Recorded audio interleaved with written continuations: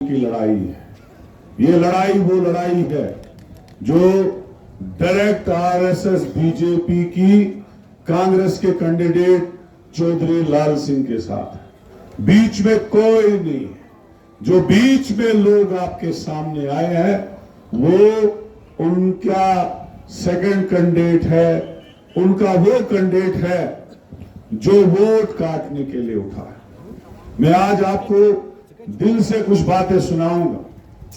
हम गुलाम नबी आजाद के साथ चले, बहुत मजबूती के साथ चले, लेकिन जब पार्टी बनाने की बात आई हम भी उस मीटिंग में शामिल थे।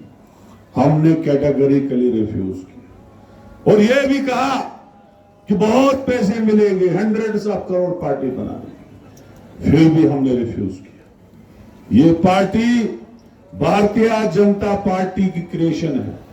यही पार्टी नहीं बल्कि अपनी पार्टी भी, उस वक्त अपनी पार्टी खड़ी रही जब कश्मीर में 370 हटाया गया, जब कश्मीर में स्टेट का दर्जा छीना गया, जब बाहर के मुल्कों के सफीर आ रहे थे कश्मीर के अंदर, वही बुखारी अपनी पार्टी के साथ रहा और उनको बोलता गया कि कश्मीर में सब कुछ ठीक हो गया, ये वक्त की जरूरत थी। मैं उसको कहना चाहता हूं कि ये सब क्रिएशन थी बीजेपी की। लेकिन जब इस साइड कोई तोड़ नहीं बना बीजेपी को, तो उन्होंने हमारा ही दिग्गज नेता जो कांग्रेस का था, जिसको कांग्रेस ने 40 साल पाला, उस गांधी नेहरू परिवार ने, जब उसने इंदरवाल से 700 वोट लिए थे, मात्र 700 वोट लिए थे, उसके बाद महाराष्ट्र में लेके वहां से जिताया, आजाद लफ्ज को इस्तेमाल किया और वहां से जीत के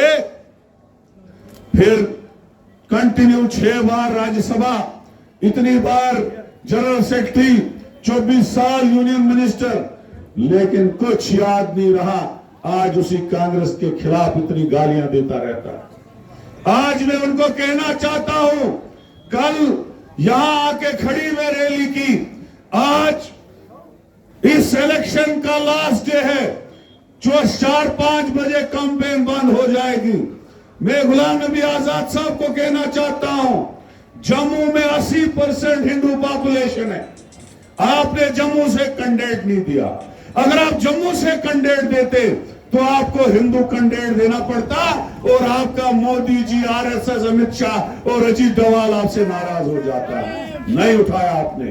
और दूसरी बात, यहां के स्टेज पे कहना चाहता हूं, ये जो उधमपुर, डोडा, कुटवा की कॉन्स्टिट्यूंसी है, यहां पे 18 असेंबलीज है।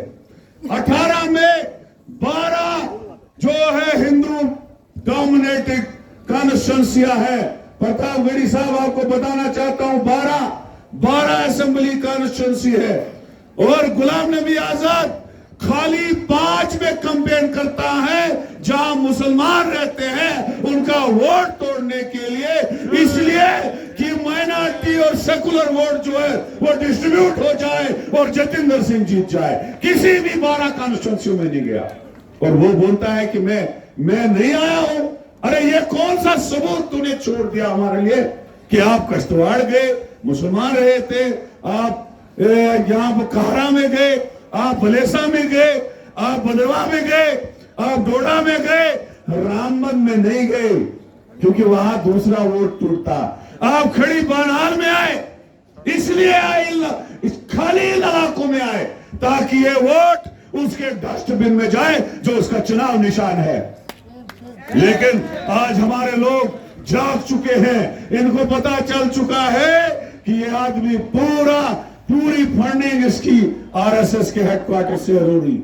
यहां मेरे भाई प्रिंस ने कहा, इन लोगों ने एक कहावत छोड़ दी है कि 370 पार, 400 पार, लेकिन सर्वे 150 सीटें भी इनको नहीं दिखा रहे, क्योंकि आज लोग जाग चुके हैं। उनको पता चला है कि मोदी की डिक्टेटरशिप सरकार जो है वो यहां किसी को चलने नहीं देगी।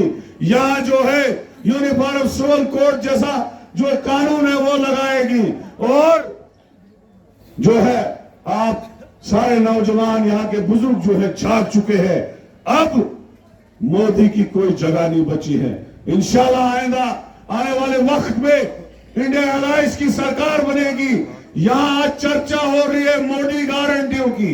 इतनी बड़ी बुक निकाली है बीजेपी ने गारंटी की। अरे मोदी जी, जब आपने 15-15 लाख कहा था अकाउंट में जाने के लिए, तो क्या वो आए? और उसके बाद कहा कि वो जुमला था। उसके होम मिनिस्टर साहब ने, अमित शाह ने कहा ये जुमला था। आपने कहा अच्छे दिन लाएंगे, आपने कहा तेल की रीतें कम करेंगे, आपने कहा 2 करोड़ नौकरियां साल की देंगे। जम्मू कश्मीर को ऐसी हालात कर दी उन्होंने। आज हमारा नौजवान जो है रोजगार के लिए तरस रहा है।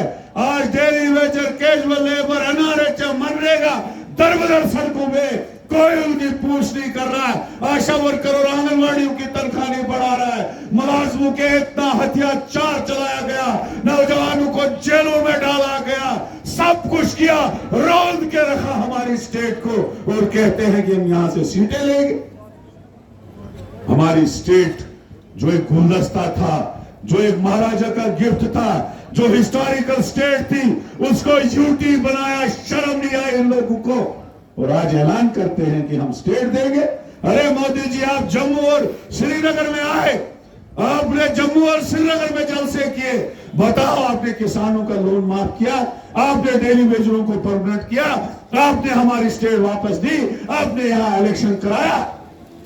और जो बेचारा 150 का बिल भरता था, वो आज 1000 रुपए पहाड़ में भरता है। और जो सिटी में 500 रुपए का बिजली बिल भरता था, आज 6-6, 8-8 हजार रुपए भरता है। ये गिफ्ट है मोदी जी का। जो गरीब था वो गरीब तर होता गया।